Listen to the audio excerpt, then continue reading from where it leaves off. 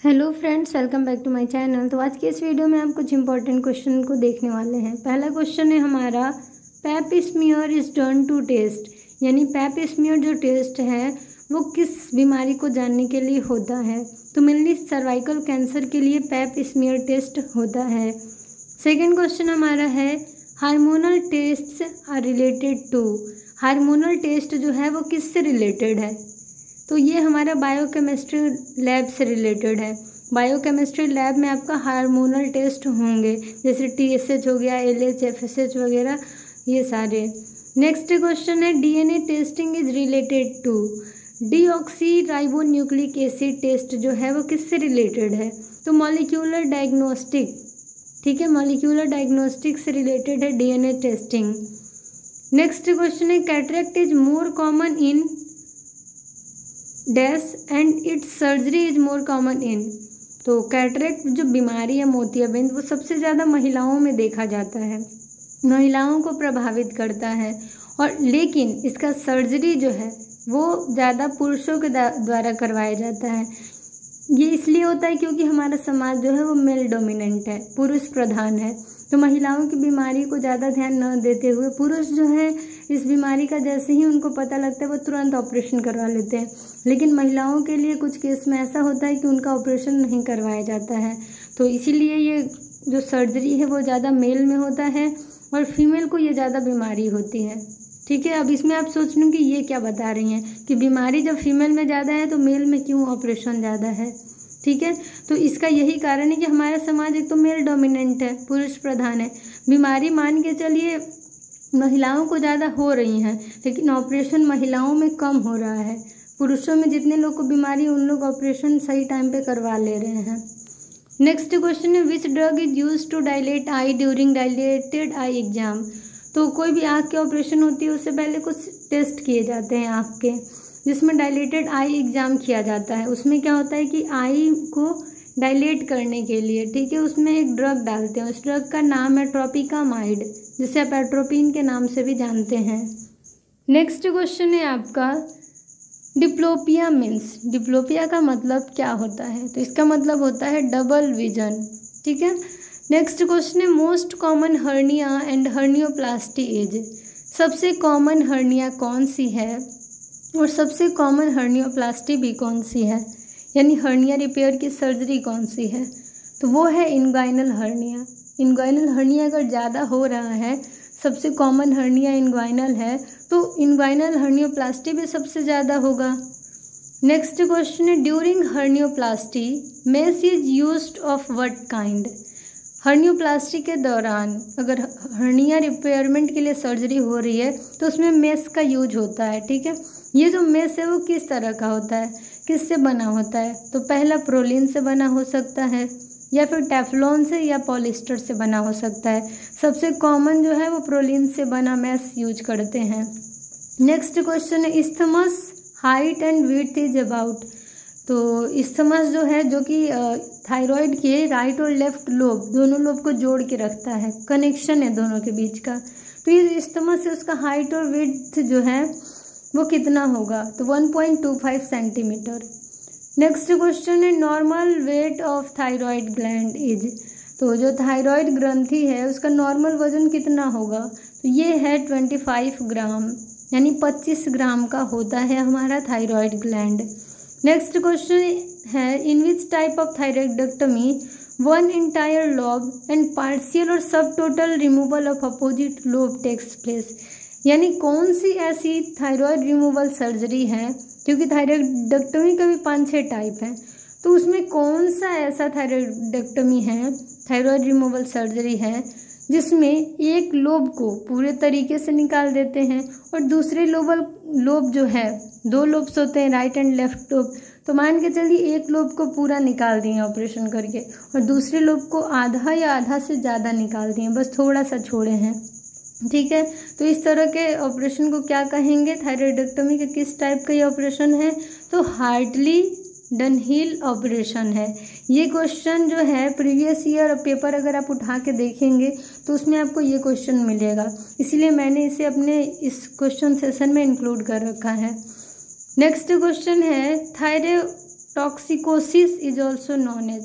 Thyrotoxicosis को और किस नाम से जानते हैं? तो थायरोटॉक्सिकोसिस जो है वो क्या है? तो इसमें क्या होता है कि थायराइड ग्लैंड जो है वो ओवर एक्टिव हो जाता है, ज़्यादा एक्टिव हो जाएगा, ज़्यादा हार्मोन प्रोड्यूस करने लगेगा, और इसका दूसरा नाम थायराइड स्टॉर्म है। थायराइड स्टॉर्म के नाम से भी इसे जाना जाता है। नेक्स्ट क्वेश्चन है emulsate term used in cataract surgery for. तो इमल्सेट का मतलब होता है मेनली कि ब्रोकन पार्ट, यानी कि इसमें क्या होता है कि लेंस जो हमारे आँख में है, लेंस ही की तो बीमारी है मोतियाबिंद। कैटरेक्ट क्या है? तो मेनली लेंस की बीमारी है, लेंस क्लाउडी हो जाता है, तो लेंस को जो है वो छोटे छोटे टुकड़ों में तोड़ दिया जाता है फैको मशीन के हेल्प से, फैको प्रोब के मदद से, या फिर लेजर के थ्रू भी ऑपरेशन होता है। तो ये जो इमल्सेट है वो क्या है? तो ब्रोकन पार्ट ऑफ लेंस है। नेक्स्ट क्वेश्चन है best incision for phacoemulsification is. तो कुछ इंसिजन के नाम आपने आँख के ऑपरेशन में सुना होगा, तो वही आपका जो है सबसे बेस्ट इंसिजन कौन सा है? तो उसमें जो है CCI क्लियर कॉर्नियल इंसिजन है। अगर आप कैटरेक्ट के लिए फैको इमल्सिफिकेशन मेथड से ऑपरेशन करते हैं, जो इंसिजन लगाया जाता है उसमें वो है CCI क्लियर कॉर्नियल इंसिजन। और वही अगर आप एक्स्ट्रा कैप्सूलर कैटरेक्ट एक्सट्रैक्शन यानी कि ECCE अगर कर रहे हैं तो इसमें लिम्बल इंसिजन लगाया जाता है। और उसके बाद अगर आप SICS करवा रहे हैं, स्मॉल इंसिजन कैटरेक्ट सर्जरी, तो इसमें क्या होता है आपका स्क्लेरोकॉर्नियल टनल इंसिजन लगाया जाता है, SCI इंसिजन लगाया जाता है, स्क्लेरोकॉर्नियल टनल इंसिजन। मेनली आप फैको इमल्सिफिकेशन का याद करके रखिए कि इसमें जो इंसिजन लगाया जाता है वो आपका CCI है। नेक्स्ट क्वेश्चन है balanced salt solution in phaco emulsification is used for. Phaco emulsification जो है मोतियाबिंद का जो ऑपरेशन होता है कैटरेक्ट का, उसमें बैलेंस्ड सॉल्ट सॉल्यूशन का यूज करते हैं। उसका पर्पस क्या है, क्यों यूज करते हैं? तो मेनली हाइड्रो डिसेक्शन के लिए, लेंस को डी अटैच करने के लिए। ठीक है। नेक्स्ट क्वेश्चन है portal pyaemia stands for. Portal pyaemia का मतलब क्या होता है? तो post discharge from portal vein. Portal pyaemia का मतलब है कि पोर्टल वेन से पोस्ट डिस्चार्ज होना। नेक्स्ट क्वेश्चन है प्रोराइटिस मीन्स। प्रोराइटिस का मतलब होता है itching and burning. Next question है closed haemorrhoidectomy is also known as. तो क्लोज्ड हेमरॉइडेक्टमी को और किस नाम से जाना जाता है? तो इसका नाम है फर्ग्यूसन्स टेक्निक। फर्ग्यूसन्स टेक्निक के नाम से आप क्लोज्ड हेमरॉइडेक्टमी को जानते हैं। और जो ओपन हेमरॉइडेक्टमी है उसे आप मिलिगन मॉर्गन टेक्निक के नाम से जानते हैं। नेक्स्ट क्वेश्चन है एनल ग्लैंड फंक्शन इज। तो एनल ग्लैंड जो होता है उसका फंक्शन क्या है? तो इसका काम है एक फ्लूइड को प्रोड्यूस करना जिसका जो स्मेल होता है वो बहुत ज़्यादा ही बुरा होता है, पंजेंट होता है और फिशी स्मेल होता है। अब हमारा नेक्स्ट क्वेश्चन है what will be the pulse pressure for a blood pressure reading of 130/80 mmHg। तो आपको यहाँ पे पल्स प्रेशर निकालना है। ठीक है, तो आपको यहाँ पे पल्स प्रेशर निकालने के लिए एक फॉर्मूला होता है सिस्टोलिक +2 × डायस्टोलिक / 3। Systolic +2 × diastolic / 3। तो सिस्टोलिक ऊपर वाला 130 है और नीचे वाला जो होता है डिनोमिनेटर वो 80 है, जो कि आपका डायस्टोलिक वैल्यू है। तो सिस्टोलिक 130 हो गया, +2 × डायस्टोलिक यानी 2 × 80 हो गया, और बाई 3 ये फॉर्मूला आपका है। तो इस तरीके से इसको सॉल्व करेंगे तो 290/3 आएगा।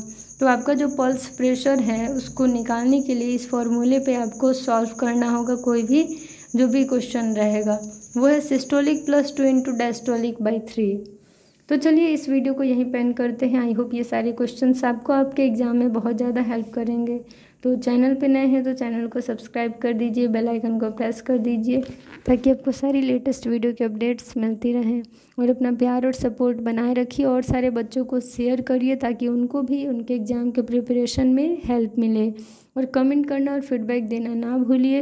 और जल्द ही हम लोग 100 क्वेश्चंस के एक वीडियो का सेट तैयार करेंगे जिससे आपको और ज़्यादा हेल्प मिलेगा। तो चलिए इस वीडियो को यहीं पे एंड करते हैं। Thank you, bye, take care.